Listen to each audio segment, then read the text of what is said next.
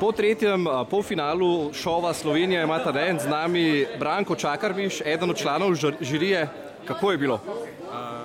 Če se izrazim z besedami medijskega guruja Jaka Vrečarja, fantastično, čudovito, vrhunsko. Super, pa vi kot žirant ste zadovoljni? Ja, bilo je dramatično finale, kot ste videli.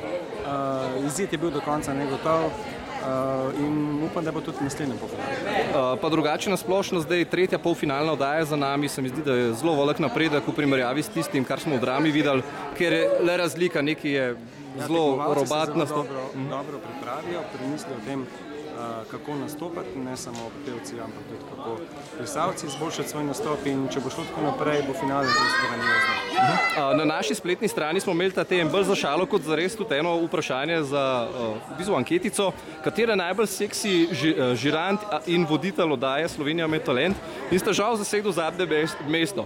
Zakaj? Ker imate to nehvaležno vlogo žiranta, grdega žiranta. Ne štejem se med lepotce, tako da ne tekmujem na takih tekmovanjih, sploh ne tekmujem. Hvala.